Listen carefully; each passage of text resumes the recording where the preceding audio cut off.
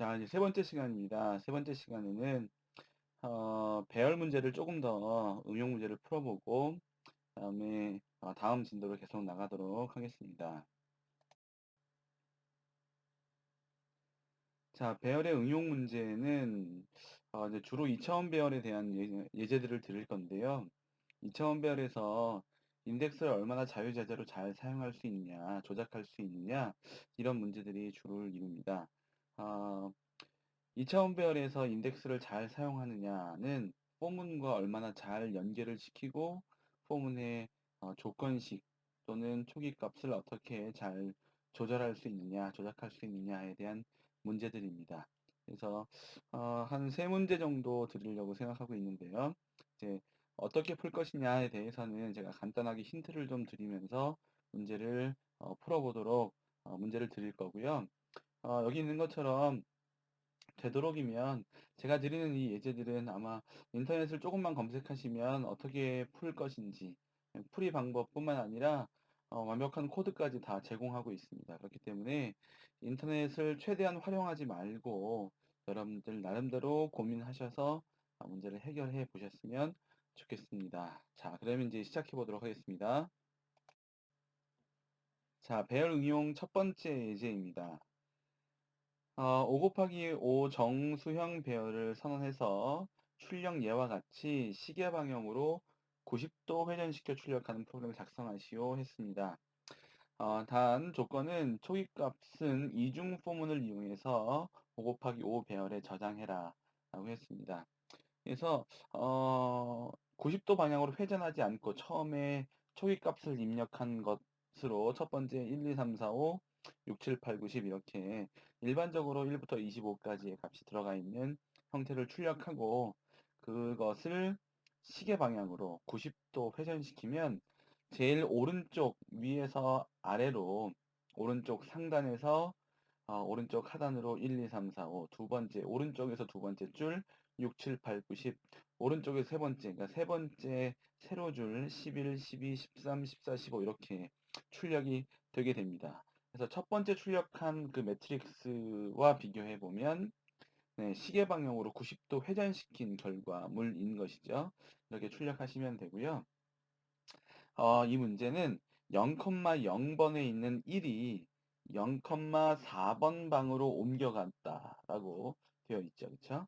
다음에 0,1번 방에 있는 2가 1,4번 방으로 옮겨갔습니다. 동일하게 3번은, 이게 3은 0,2번, 4는 0,3번, 5는 0,4번 방에 있었는데 이것이 어, 2,4번, 그다음에 3,4번, 4,4번 방으로 각각 움직였습니다. 자, 그러면 이렇게 1, 2, 3, 4, 5가 어떻게 움직였는지 인덱스를 쭉 적어보고 그다음에 6, 7, 8, 9, 10이 어떻게 또 몇 번 방으로 움직였는지 인덱스를 쭉 적어보면 어, 이제 1 크기의 인덱스가 어떤 패턴, 또 2 크기의 인덱스가 어떤 패턴에 의해서 움직이는 것이 보여질 것입니다. 그래서 그 패턴을 빨리 캐치하고 이것을 이중 포문에서 인덱스로 어떻게 처리할 수 있을까 생각해 보면 조금 쉽게 문제를 해결하실 수 있을 겁니다. 네, 여러분 한번 고민하셔서 해결해 보시면 좋겠습니다. 자, 2번 문제는 1번 문제에서 조금 더 나아간 문제입니다. 자, 1번 문제는 단순히 90도만 한 번만 회전시켰는데요. 2번 문제는 이제 회전수를 입력받는 거죠. 그래서 2를 입력하면 1회전, 2회전, 2회전 한 결과 그래서 제일 아랫줄이 오른쪽 하단에서 보면 1, 2, 3, 4, 5 이렇게 거꾸로 왼쪽으로 올라가면서 출력되는 결과를 보여주게 됩니다.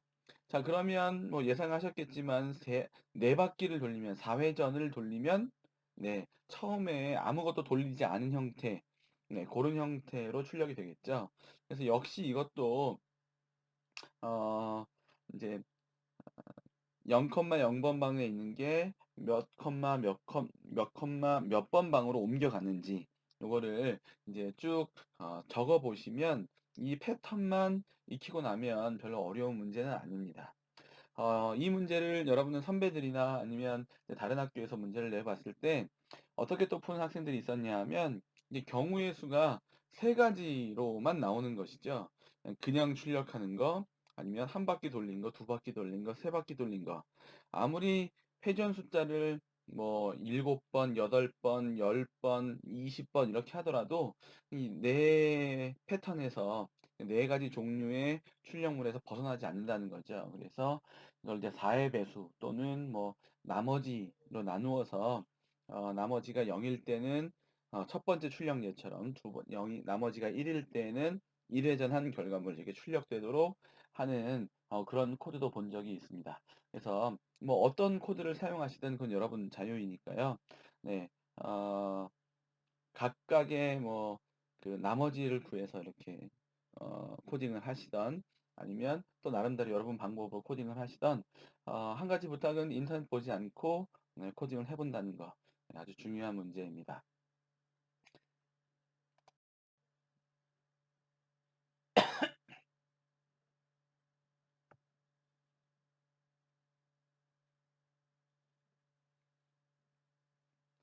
네, 잘 풀어보셨나요? 이제 마지막 3번 문제는요. 어, 네, 출력 예를 보니까 뭐 대충 어떻게 풀어야 하는지, 어떻게 결과물이 나와야 하는지 아시겠죠? 네, 이게 이제 달팽이가 안으로 말려 들어가듯이, 이게 뱀이, 이게 꽈리를 틀고 있듯이, 그렇게, 출력하는 겁니다. 1부터 25까지의 숫자를, 어, 배열에 집어넣고 출력하는 형태입니다. 그래서 이 초기 값을 1부터 25를 이렇게 집어넣는다 생각하시면 될 것 같고요. 얘는 일단은, 1번 문제와 2번 문제처럼 1부터 25, 0,0번에는 1, 다음에 4,4에는 25를 넣고 이렇게 바꾼다. 이게 아니라 초기 값을 이렇게 넣는다. 이렇게 생각하시면 될 것 같습니다. 그래서 초기 값을 싹 집어넣어 놓고 1부터 25를 이중 포문에 의해서 출력한다. 5 곱하기 5 배열을 출력한다 생각하시면 됩니다. 자, 이제부터 힌트를 잠깐 드리면 어, 1, 2, 3, 4, 5 이렇게 갈 때는 이 크기의 인덱스가 커져가고 있죠. 자, 그리고 5, 6, 7, 8, 9 이렇게 갈 때는 1 크기의 인덱스가 커져갑니다. 그래서 플러스가 된다. 그래서 인덱스가 0, 1, 2, 3, 4 다음에 1 크기의 인덱스가 0, 1, 2, 3, 4 이렇게 증가해 가는 모습을 볼 수 있습니다. 자, 그 다음에 9에서부터 13까지 갈 때는 인덱스가 네, 줄어들고 있죠. 이 크기의 인덱스가 4, 3, 2, 1, 0 이렇게 줄어들고 있습니다. 그렇죠? 그 다음에 13부터 16까지는 1 크기의 인덱스가 역시 4, 3, 2, 1 이렇게 줄어들고 있는 모습을 볼 수 있습니다. 자, 또 한 가지 패턴은 뭐냐면 1, 2, 3, 4, 5 이렇게 반복 횟수가 정해져 있다라는 것입니다. 다시 얘기하면 1, 2, 3, 4, 5는 5번 반복하겠죠? 자, 5까지 찍었으니까 6, 7, 8, 9, 10까지 가야 5번인데 지금 세로 방향으로 내려가는 것을 보면 6, 7, 8, 9 4번만 반복하고 있습니다. 그렇죠? 5가 들어가 있으니까 4번만 반복하게 되어진 것이죠.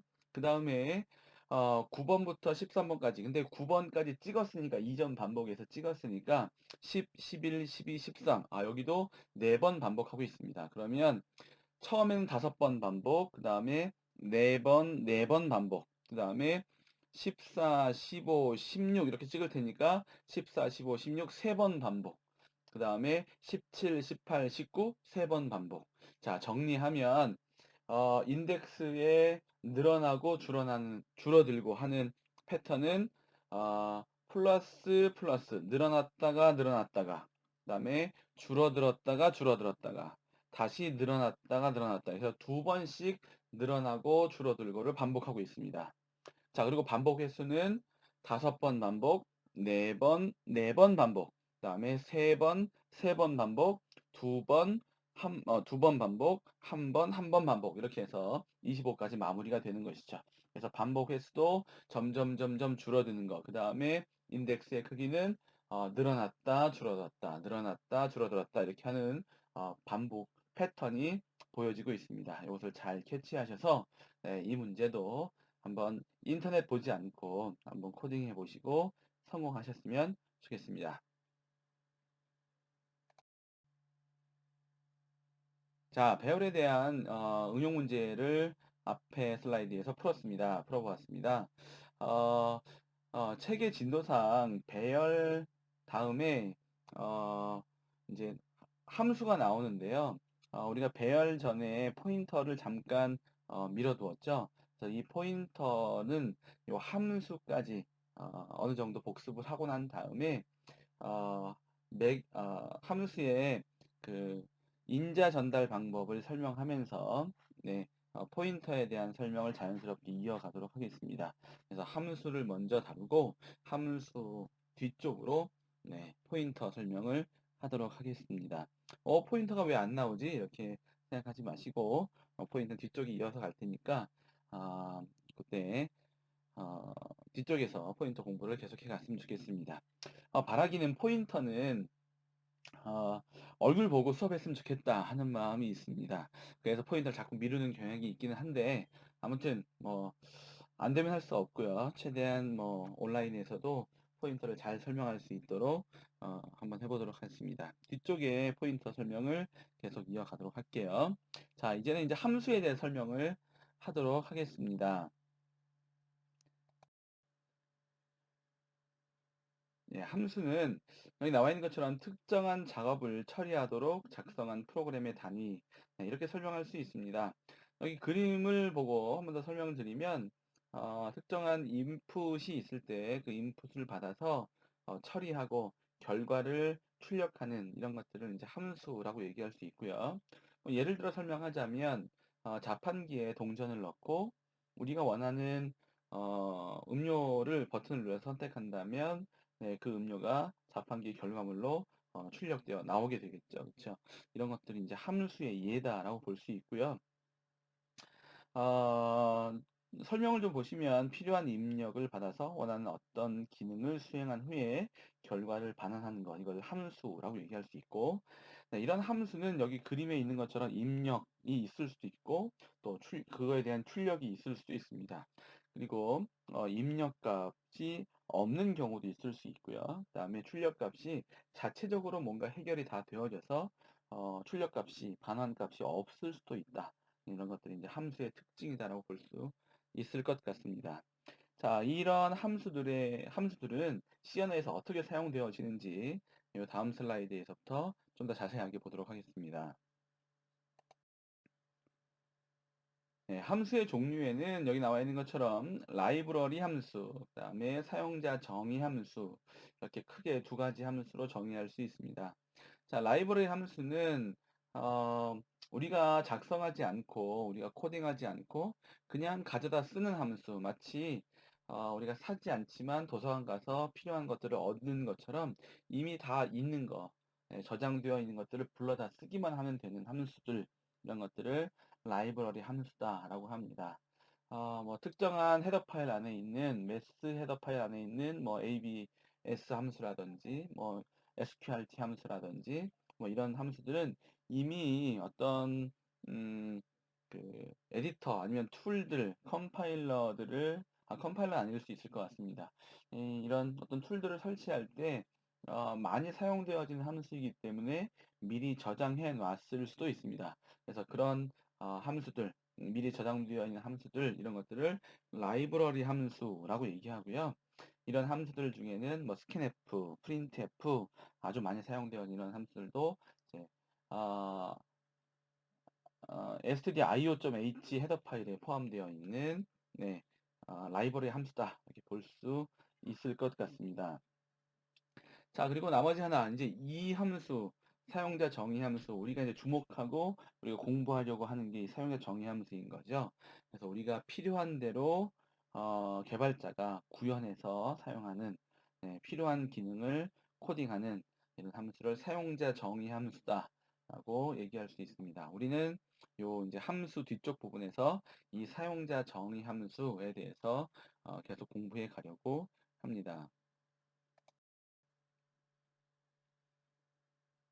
자, 이러한 사용자 정의 함수를 그러니까 코딩하기 위해서는 이제 기본적인 것, 기초적인 것을 좀 알아야 하는데, 어, 사용자 정의 함수를 만들기 위해서는 여기 나와 있는 세 가지 중요하게 알아야 합니다.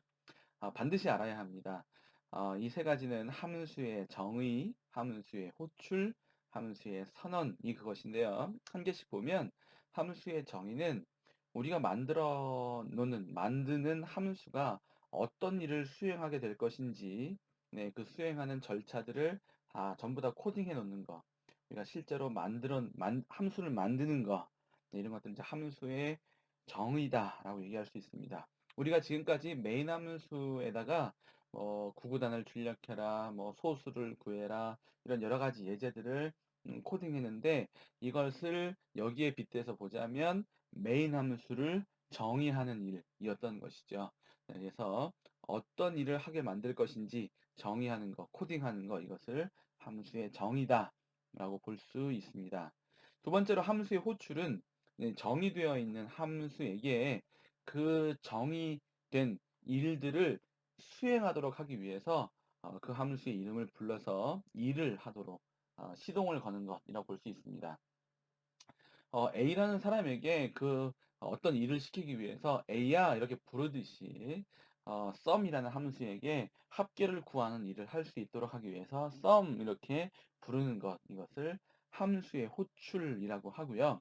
함수의 호출은 함수의 이름, 뭐 sum이면 sum 아니면 뭐 print면 print 이렇게 함수의 이름을 어, 나열하고 함수의 이름을 쓰고 가로 열고 가로 닫고, 혹 매개 변수가 있어서 인자 값을 주어야 한다면 그 가로 안에 매개 변수의 개수만큼 인자 값을 쭉 나열해서 함수를 호출할 수 있겠습니다.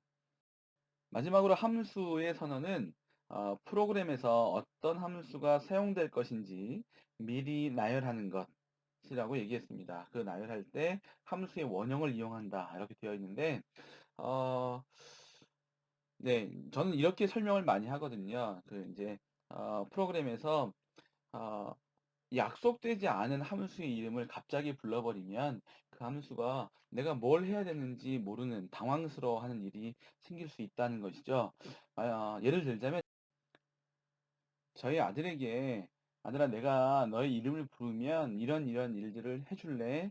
라고 미리 약속했다면 괜찮지만, 약속이 되어 있지 않은 상태에서 제 아들을 아들 이렇게 부르면, 평소에 이제 아들의 이름을 잘 불러줬던 아빠면 괜찮은데, 저같이 그렇지 않다면 아들이라고 부르면 이제 아들이 긴장하고, 또 어떻게 보면 겁을 먹을 수도 있고, 어떻게 보면 뭘 해야 되는지 모르는 당황하는 그런 상황들이 발생될 수 있단 말이죠. 그래서 미리 약속하는 일들, 이런 것들을 이제 정의라고 볼 수 있는데, 이런 약속이 되어 있지 않다면 예령이라도 좀 걸어줘야 된다는 거죠.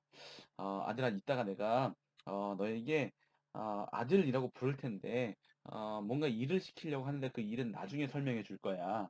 그런 의미로 이제 예령을 부르는 거죠. 그래서 예령을 두는 거예요.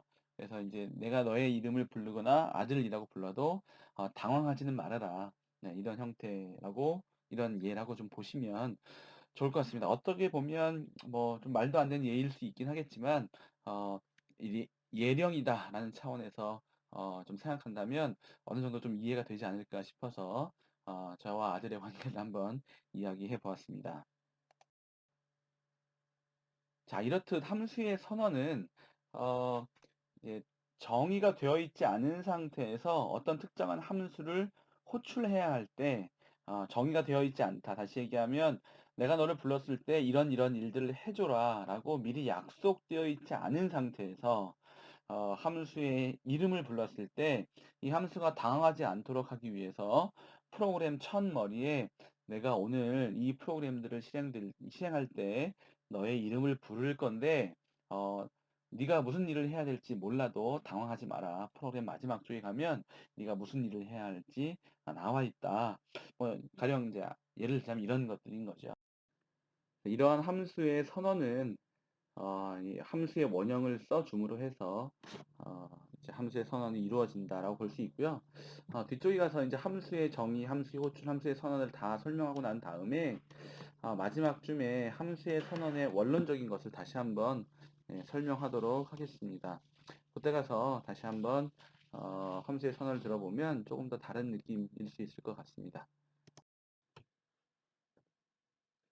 자, 앞 슬라이드에서 함수의 선언을 설명하면서 함수의 원형이라는 말이 나왔는데, 자, 함수의 원형이 무엇인지 한번 같이 보도록 하겠습니다. 이 함수 원형은 함수의 정의를 할 때 아주 중요하게 사용되어지고, 또 함수의 선언할 때도 자주 많이 사용되어지는 것들이기 때문에 함수의 원형을 잘 알고 계시면 좋을 것 같습니다.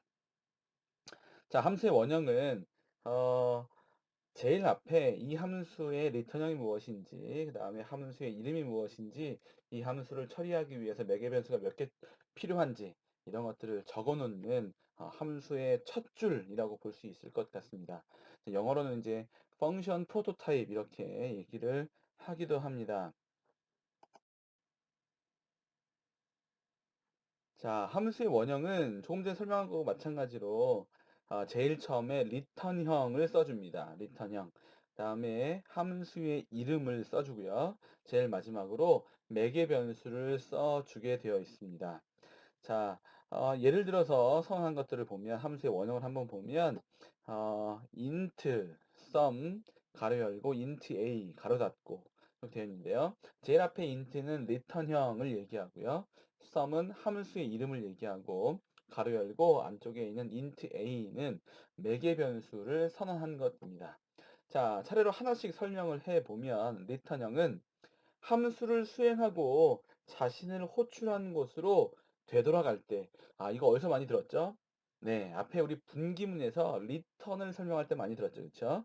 그래서 함수를 다 수행하고, 이런 거 처리해줘 라고 이렇게 코딩했던 것들을 다 수행하고, 자기를 호출한 곳으로 되돌아갈 때, 그 결과값, 처리한 결과값을 보통 리턴 값이라고 해서 가지고 들고 돌아가게 되는데 그 리턴 값이 반환 값이 어떤 데이터형을 가지고 가야 하는지 어떤 데이터형이어야 하는지 명시해 주는 것이 바로 리턴형이라고 할 수 있습니다. 그래서 되돌아갈 때는 아니면 이 함수를 처리하고 뭔가 값이 되돌아올 때는 이런 데이터형이 되돌아올 테니까 함수를 호출한 입장에서 되돌아오는 이 리턴형의 데이터형에 맞는 변수 또는 출력문을 준비해서 리턴 값을 준비해라. 리턴 값을 맞을 준비를 해라. 뭐 이런 준비의 개념도 리턴형에 있을 수 있다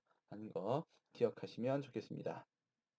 자, 다음 함수 이름은 어, 함수를 이제 사람들이 구분하기 위해서, 개발자가 구분하기 위해서 써 놓은 이름이다라고 보시면 됩니다.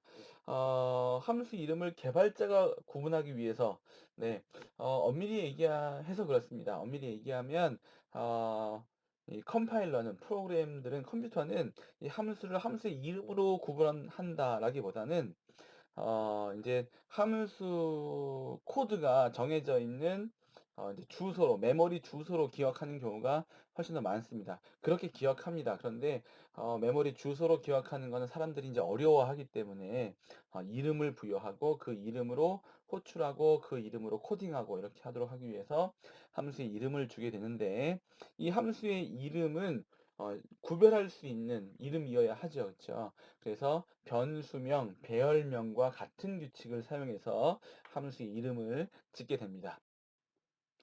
자, 마지막으로 매개 변수는 함수를 수행하기 위해 사용되어져야 하는 재료가 저장되는 변수라고 되어 있죠.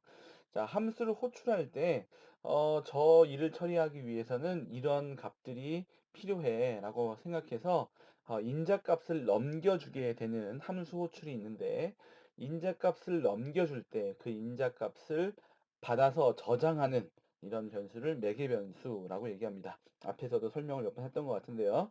네, 그 매개 변수를 함수의 원형에 써주는 것이죠. 자, 이 매개 변수의 개수는 제한이 없고요. 다음에 제한이 없는 매개 변수가 쭉 나열되어질 때 같은 데이터형이라고 해서 어, 이게 데이터를 한 번만 쓰고 끝내버리는 경우가 있는데 그렇게 하시면 안 되고요. 변수 선언처럼 그렇게 하시면 안 되고 같은 데이터형이더라도 모두 다 데이터형을 써 주어야 합니다. 예를 보시면 int sum 가로 열고 int a, int b, int c 이렇게 세 개의 매개 변수가 필요하다고 하는데 세 개의 매개 변수가 모두 다 int형이다라고 가정하면 네, 이 세 개의 매개 변수 앞에다 a, b, c 앞에다 모두 int를 써야 한다라는 것이죠. 그래서 이게 좀 불편하더라도 써 두셔야 됩니다. 이건 꼭 기억하시고 적용해 주시면 좋겠네요. 자, 마지막으로 함수의 정의 예제를 보겠습니다. 앞에서 우리가 함수의 원형을 봤는데 함수의 원형은 선언에서 쓰이지만 함수의 정의에서 아주 잘 쓰인다고 되어 있었죠. 설명했죠. 그래서 함수의 정의 예제를 하나 보고 어느 부분에 함수의 원형이 들어가는지 한번 보도록 하겠습니다. 자, 예제를 보면 제일 처음에 void, print, 가로 열고 void 이렇게 되어 있고요. 중괄호 되어 있고, 자, 중간에 printf 사용자 정의 함수 예제라고 되어 있죠. 자, 이 함수가 호출되어져서 실행된다면 사용자 정의 함수 예제라는 것을 화면에 출력하고 아마 이 함수가 끝나게 될 겁니다. 자, 제일 앞에 return형 부분에 void가 쓰여 있는데요. 자, void는 네, 그렇죠. 리턴형이 없다 이런 뜻이고요. 다음 프린트는 네, 함수 이름 짓는 방법을 적용시켜서 함수의 이름을 지었고요. 그다음에 가로 열고 void 이렇게 적혀 있는데 네, 여기도 매개 변수가 없다 이런 뜻이 됩니다. 그래서 void가 쓰이면 네, 무엇이 필요 없다. 이런 것들이 없다 이렇게 되어지는 경우이니까 참고하시면 좋을 것 같고요. 만약에 이런 것들이 없으면 리턴형도 없고 매개 변수도 없으면 보이드를 써도 되지만 생략도 가능하다. 알고 계시면 좋겠습니다. 자, 그래서 제일 첫 줄을 함수의 원형이라고 하고요. 그다음에 중괄호로 이게 쌓여 있는 네, 그 코딩되어져 있는 부분. 지금 이 예제에서는 printf가 나와 있는데 이 부분을 함수의 body, 함수의 내용 이렇게 얘기를 합니다. 네, 참고적으로 알아두시면 좋겠습니다. 자, 여기까지 하고 세 번째 시간 마무리하고 이제 마지막으로 함수의 정의가 네 가지로 이제 구분되어져서 정의를 공부하면 좀 쉽게 공부할 수 있는데 그 네 가지의 정의가 어떤 것들이 있는지 마지막 시간에 알아보도록 하겠습니다. 자, 잠시 쉬었다 갈게요.